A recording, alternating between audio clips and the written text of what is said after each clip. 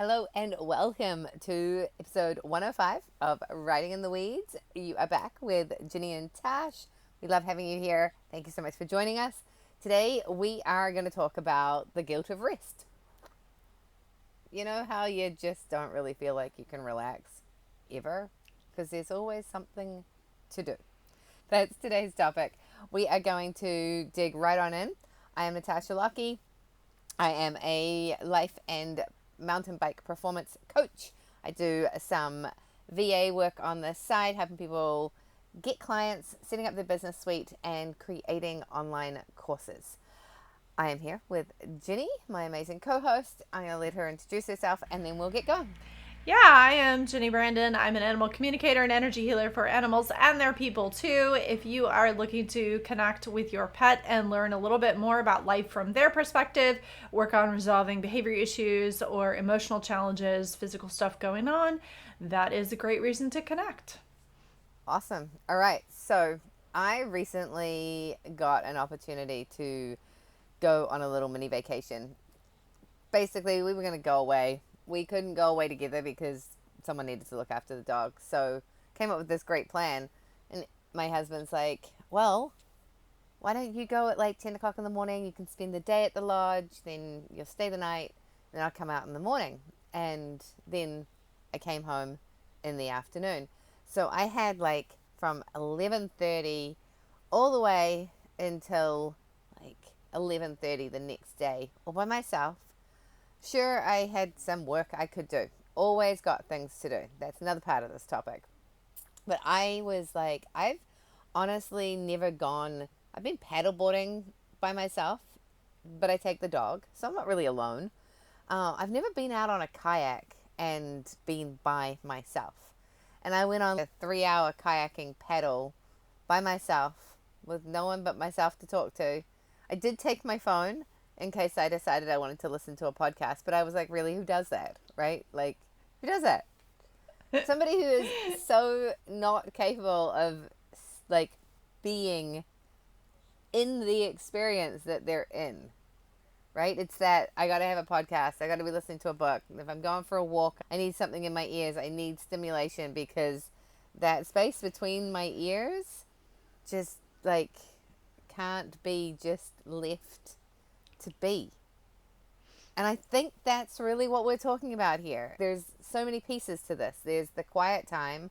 It's not just meditation, it's actually just being without doing. And that is a different part of it than I have a to-do list and I should really clean my house because everybody says your bed should be made and your house should be clean. And then, well, I've got this job that I work 70 hours in a 2 week period, but I do most of it in 1 week. And then I have a week where I don't work. And I feel like I need to be working. And I do because I've got to be creating whatever I'm doing next. But having a day off. Yesterday I was so exhausted from my super busy, overtaxing job. There is so much guilt in here. It's ridiculous. Like, I don't really do that much. I talk to people. I check them into a campground. It's not hard. I used to do hard things. I don't do hard things now. And I was so tired yesterday. And my husband's like, go have a nap. I'm like, but I don't have an excuse to have a nap. Like, I shouldn't be this tired. That's hilarious. So the thing that pops up for me first there, though, is why do we need an excuse to rest? The part that is apparent is our cultural conditioning has tied doing with value to the rest of the world. And so therefore, if we are not doing something, if we are not being productive, quote unquote, whatever that means, then we're not valuable as a human being. I don't even know, like, yes, I absolutely agree with you. But I think it's deeper. It's like, if you want to be successful, your house needs to be clean. If you want to be skinny, then you need to have a morning routine that you're working out. If you want to succeed at anything, then there are certain actions that you need to take. And if you're not taking those actions, well, But you again, might as that's well. the value piece, right? If you're not taking those True. actions, you're not valuable. You have no value. It's true. and you are not successful because you're not taking actions. And I mean, it's ridiculous because bodies need rest. We've talked about this before. This is cyclical, right? Nothing in the universe doesn't have a cycle. Like, it doesn't exist. The cycle might be tens of thousands of years, but it has a cycle. Everything has a cycle. Our calendar is based on a yearly cycle of our trip around the sun. It's how our natural world functions. And yet, we don't allow ourselves that grace. I am 100% sure that if it was possible to not sleep, people would do it because they would think they were squeezing more out of the 24 hours in our rotation around the earth, you know? But the fact is, we need the rest. And my sleep is something that's pretty non-negotiable for me. I need a lot of sleep. I'm like an 8-hour plus a night person. I can get away with 6 to 7 now and then, but it is not good for me to go very many days. I just physically cannot. And so my nightly sleep is non-negotiable. But outside of that, resting is really hard for me. And that being said, rest doesn't have to look like doing nothing. Resting doesn't have to mean being comatose, during the middle of the day. That doesn't have to be what rest is. We can still do things. Your paddle out alone was a beautiful way to rest. I'd take my phone just to take pictures, not to listen to any podcasts, but I did that. that's a beautiful way to allow the body to rest. It can be almost anything that you don't do normally or that you have specifically incorporated into your routine to rest. But we shouldn't feel guilty about it. We shouldn't have this oh, I can't do this. I should be doing something else, right? It's the S word again, the dreaded S word. And I think that's when it becomes something that's not helpful to us and starts to be something that we avoid doing because we feel like it's not useful or it's not productive, or we start to question whether or not we're valuable enough if we rest. I think, well, first of all, I wanted to tell you, you mentioned something. I had a friend once who had a month off work. And so he showed up on our doorstep and he was so high on speed. And he was basically like, if I just stay high for the next month and don't sleep, then I'll have a 3-month vacation instead of a 1-month vacation. It's really not We were like, not advisable. it's not gonna work. I'll never forget it. Like, it was so funny, not funny, but yeah, it was entertaining anyway. And he was going so fast, and we're like, it's not gonna work for you. But okay, good luck with that. He was fine. It was okay. He didn't turn into a drug addict. Everything's mostly good. So anyway, there's that. And then the other thing that's interesting in what you said is I think we have to really learn to know ourselves as well, right? And what I found is I'm paddling along and I paddle like sitting straight up, going as fast as I can. And I'm like, am I in a race? Why? Why am I doing this? What am I doing? Like, why am I, like, sit back. And I saw some people going past me and they're just like doing this sort of gentle kayak. Like, we're not trying to win a race, but it's like, let's see how fast I can get to the end of Julia's Passage and back again. And I'll do it really quickly. And then I got in the hot tub with somebody later on. Actually, part of doing it quickly was I needed to get back for appetizers at 4 and have enough time to read a book and have a hot tub. A to-do list. Before dinner. Like, it was very important, right? Like, I have to tick off the boxes. Oh, and I needed to go for a swim because it was a really nice day. So I also had to make sure I went for a swim. But I could only swim for as long as I could, because I had to have the hot tub and have the appetizers. And maybe have a shower. But I was talking to this lady in the hot tub, and I was like, oh, so where did you go today? And she tells me, she's like, yeah, we went out for like a 5-hour paddle. And I'm like, it's a long time. And then she says it was pretty short. I normally paddle a lot longer than that. And I'm like, I was done. Like, I wasn't sure I was going to make 3 hours. But then again, I'm paddling like I'm in some sort of race. Tash, stop. We're going to just float and eat our lunch slowly. I had a very small lunch, so I had to eat it very slowly because otherwise I'd run out of food. And the current was very nicely floating me along, and I was like, I could just sit and just float. And then the other part of my brain is like, but if we paddled going so fast. Go somewhere. Like it's the doing, right? We have to be doing something. We have to be moving in order to feel okay. Yeah. It is fascinating how the do culture has, and don't look at your Instagram or it just gets worse. Right. Like, if you're not, then you are not. Yes. And you're not. And if you're not doing, then you're not going to get this result. I read something yesterday I actually really loved. It said, you know, if you want to lose weight, get strong. I'm totally making this up, but this was the general gist I remember. This is the message I got from whatever I read. It basically said, don't do it in 30 days. Do it in 6 to 12 months. Like, take your time. Incorporate one new thing into your morning routine. Yeah. Just one. Take out one thing out of your diet and add one thing in. And take time. Allow the change to happen over time. Yeah. Because trying to do it all, I'm going to start a new exercise plan. I'm going to go to the gym in the morning. I'm going to go for 3 walks during the day. I'm going to meditate. I'm going to journal.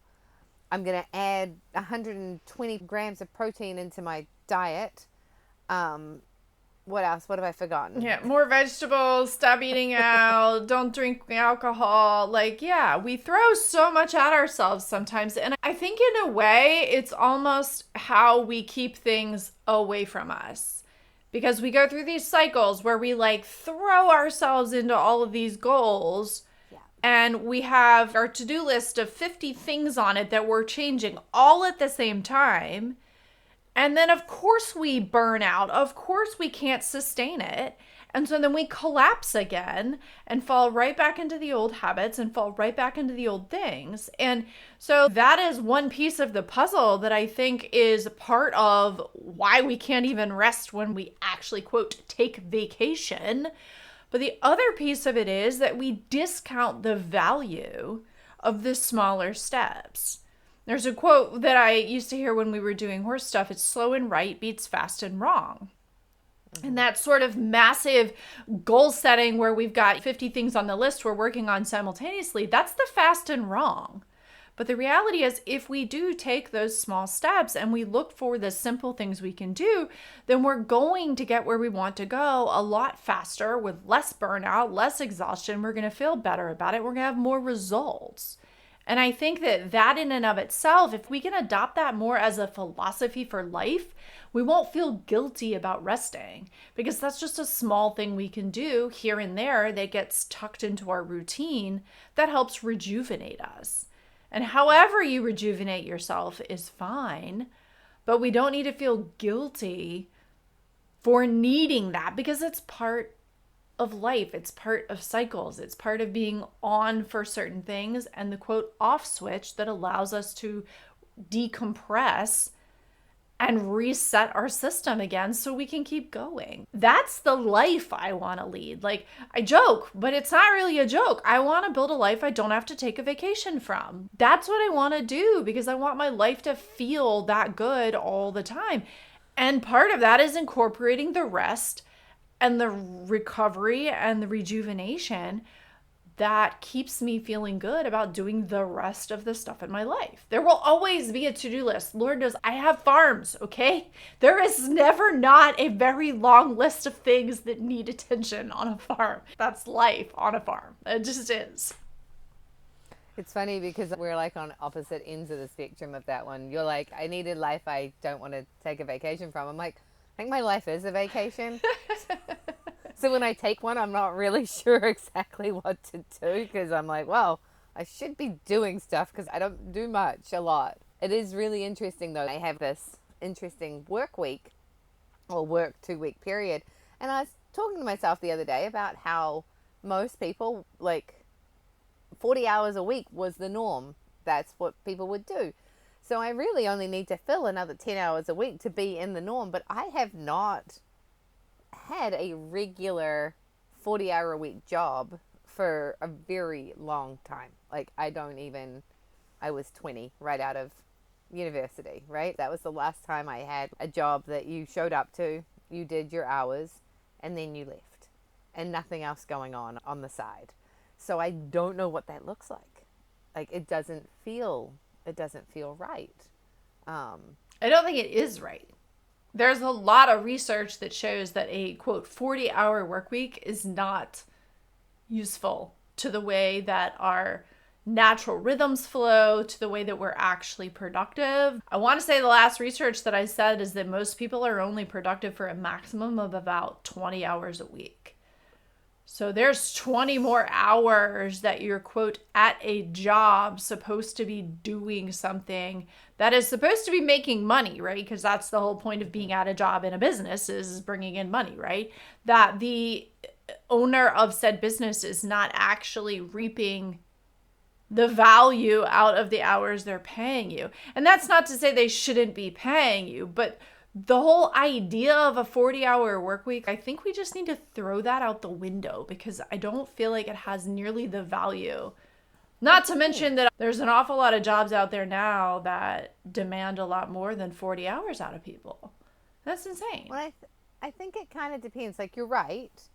Although, like, my job, half of my job is to just be in the office. A warm body. Yeah, it's like I have to just be there. And when people walk in the door, I'm there. When the phone rings, I'm there. There's not actually that much more I'm asked to do, which I struggle with. There's a lot of things I could be doing, right? And so it's like, well, this is crazy. And then my husband's like the same thing. His job is to make sure the grounds are in good order and everybody's got what they need and there's toilet paper and, the garbage is being emptied. And there's the overachieving work, work, work. But there's also what needs to be done. And then bringing this back into our conversation, then adding one more thing. So if every day on top of the basic things that I need to do, I just add or subtract one thing, right? If you're on a diet plan, if you're trying to get more healthy, if you just every day you just add one thing and perhaps subtract another. So instead of watching that half an hour of TV, you go for a walk. You are going to make a difference. In my work, if I just add one thing that is outside of what has to get done, I will make a difference in the job, in the position I'm in. If I'm wanting to grow my business, if I just do one thing a day that's going to grow that, if you just add one thing, subtract one thing. If you're watching TV, take away half an hour of TV and go for a walk. If you're in your business, you just add one thing in on top of the base level of things you're going to do. That will start moving the needle. And that will give you the momentum. Yes. And then if you start to actually build parameters around it and be like, well, and which is what I'm having to do. It's like, okay, so I've got to give myself a couple of days a week or every 2 weeks to take a break. I'm working a 7-day block right now. I've got 1 day off. And yesterday I had so many big plans. Like, I'm going to get up, I'll do my yoga, I'm going to do my workout, and then I'm going to do the work I need to do and get a bunch of that done. I'm going to meet with my friend. We're going to talk about financial stuff. And then we're going to go for a bike ride. And then we're going to go to town. We're going to do our laundry. We're going to get pizza. We're going to do our groceries. And then we'll come home. And how much of that got done? I did an hour and a half of work. I didn't end up talking to my girlfriend because she called. I missed it. And then I went to call her back. She was busy. Then I lay down. I had a nap. Fell asleep for like an hour and a half.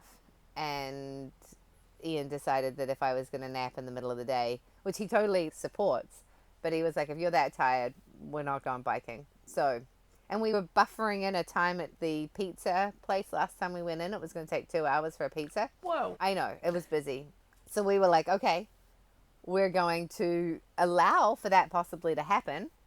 So we won't get there until right before the pizza shop opens. And then we'll go and do our laundry and we'll go and do our groceries. Well, the pizza was like a 15-minute pizza. And I was like, well, I don't want to spend like 2 hours just frapping about to do my laundry. So we got some groceries and came home. So laundry didn't get done. We got the pizza though. That's another story. But we got the pizza. It was really good. And we got some gas and we got some groceries. Yeah. Yeah. Got But you done. allowed for flexibility. You Always. allowed to adapt to what your body needed, which it said, hey, go to sleep for a little while. It said, take a break. So you allowed for that and adjusted course and still had a day that you were able to check off some important things. I mean, groceries is really important. You need to be able to keep the house stocked with things that you're going to need to eat. It needs to happen. So, Food. yeah, Food is food's important, important. unfortunately. We have to think about that every day. So, like that, to me, sounds like a great day. You had a bunch of stuff on the list, but you allowed some things to drop off the list and change Yeah. as they needed to. You allowed some other things to happen that weren't on the list because a nap wasn't in the list of things that you were going to plan to do. So you allowed it to organically evolve in the way that was most supportive to you and to Ian for your day. And I think that to me is the ideal goal of how to structure life in a way that feels good, is to have things that need to happen and then allow it to adjust and adapt. I was supposed to have my farrier appointment for the horses to trim their feet last week. I don't even remember at this point what day it was because things have been a blur, but it was still freaking hot. And I was going to try to do it. And then some stuff happened. And like an hour or two before I was supposed to be there to meet her, I texted her and I'm like, are you still cool if we skip this? And she's like, yeah, I don't want to be out here in the heat. And I was like, all right, cool. Well, we rescheduled it for yesterday. And then she texts me and cancels. But I'm like, oh no, that's fine. That actually works out a lot better for me because some things cropped up for me. So we're adapting. At some point, it's going to need to happen because at this point, the horses are a little overdue. So they've got to get their feet done, but we're just rolling with it and allowing it to evolve and allowing our schedules to support whatever is the most important need. We'll get to it. I know it's going to happen. This is not something that worries me about our arrangement, but at that point, I feel like the more we can allow those things to happen, the easier it is to take the time for ourselves when our body says, hey, take a break. That's what it was last week. My body was like, yeah, no, we cannot do the mucking, work both horses, and then stand there to trim them. It was going to be about 3+ hours in 90+ degree heat with high humidity. My body was like, yeah, no, that's a bad idea. Don't do that. So I didn't, and I'm glad I didn't at that point. And that's what I think we need to figure out how to do is how can we just allow, yes, the to-do list exists. Yes, the things are there, but keep taking steps to make sure that we're supported so that we get more done in the long run rather than crashing and burning and not being able to function at all for days on end. Absolutely. I've committed to this 30-day yoga practice. And I'm supposed to do a 30-minute yoga every day. And some days I don't want to do it. And it's a hard workout. But this morning I was like, I'm not going to be able to get up and do yoga. I couldn't get to sleep last night. I'm not blaming the nap, but I couldn't get to sleep last night. And then I had to get up for this. And until I realized that we were actually meeting, I was like, I might just sleep in till 8:15. And then I checked. I was like, oh no, she did say Tuesday. So I did show up, which if I don't show up, I just don't show up because the internet's not on. But the point I'm trying to make is that when I checked last night to see what the practice was going to be, because if I don't do it in the morning, there's a good chance I won't do it at all. Yeah. And I looked and I checked and it was a restore practice. And I know the restore one, she says to do it at night. So I'm like, okay. Perfect. I'm going to commit. Perfect. I don't have to do my... And I'm not going to do my workout because it was like, my body is tired. There's no excuse for it. And I think that's another thing too. Like, Okay, yeah, I haven't been working out real hard. I can't figure out why my workouts have been so difficult this last week, why I've been so tired, but maybe it doesn't matter. Maybe it just Yes. is. Yes. And yes, I have committed to a 30-day yoga. So if I don't have enough in the tank to do like a 20-minute, 30-minute workout before the yoga, then I'll just do the yoga. And that's okay. It means that I will get to my goal slower, but it actually might mean I get there faster. Yes. Because otherwise I'm just going to have to take days off because I've exhausted myself. Or I get to the point where I'm just really not having fun and I'm sick of pushing through it. And so figuring out that pattern and the action steps to come out of this conversation are to just look and notice and be aware. Are you allowing yourself rest? And when you allow yourself rest, is it okay? Or are you having to make it okay? Just pay attention to what's going on in your head and notice that when in your head you're constantly battling and fighting and not allowing yourself to take the rest, be in that space. When you do take the rest, be okay with taking the rest. The answer when it feels uncomfortable is not to go and do something. Yeah. And I'm trying to learn this myself. I came home from my little mini vacation and it was 4 o'clock and I was like, well, we go for a bike ride. We being me and the dog. We could do some work. I really don't want to. We could sit in the sun and read a book. It was like, what do I do with this time? And really like, yes or no. Like, do I want to go for a bike ride? No, I don't. Do I want to read a book? Not sure. Don't really have a good one. What is it I want to do? And really honoring that. And I did end up going and doing a yin yoga because I really had nothing else to do and it was too early to go to bed. So I was like, go do the yin. You will appreciate it. And then when I skipped the yin the next day, I was like, well, it's okay because I did 2 yoga practices yesterday. It's all good. But I think just noticing, right? Just really being aware of what is going on between your ears when it comes to resting. Yeah. Yeah, I And think even you're if you're right. resting, are you okay with it? Yeah. I think that's important, right? Learn to take time for yourself. Learn when you need to push and when you don't need to push. And I think if we can figure that out, then we can become very successful and we don't burn out. Yeah. I think you're totally right. I love it. All right, with that, I got to go to work.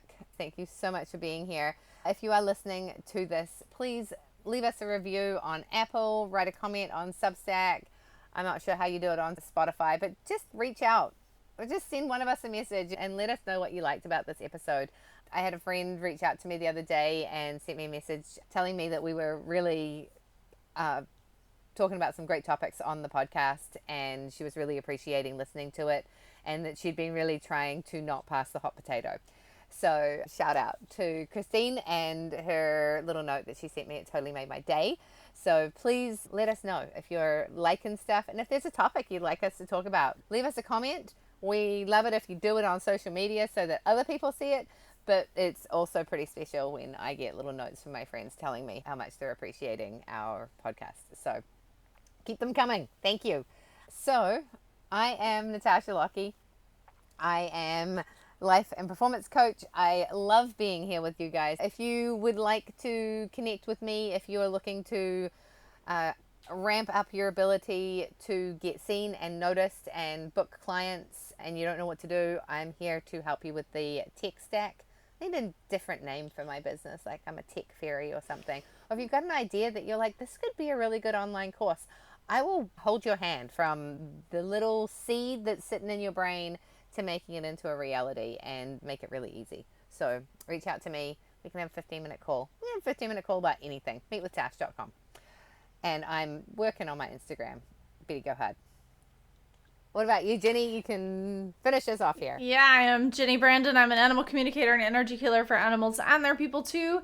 If you are working on emotional stuff or behavioral stuff with your pets, if you've got big changes coming up in your life, that is a great reason to have a session together and help support both of you through whatever is happening in life at the moment. That can be job changes or moves or bringing new pets or tiny humans into the family. Those kinds of things can really disrupt a relationship, and even going on vacation can be challenging for your pet because it changes their routine and yours as well. So if you'd like a little more support around that, reach out to me. My website is soulpetconnections.com, and you can find me on Substack, Facebook, YouTube, and Instagram under the same handle. So again, echoing Tosh, we love having you guys here, and thank you so much for joining us today. We look forward to seeing you again next time. Thanks, everyone. Have an amazing day.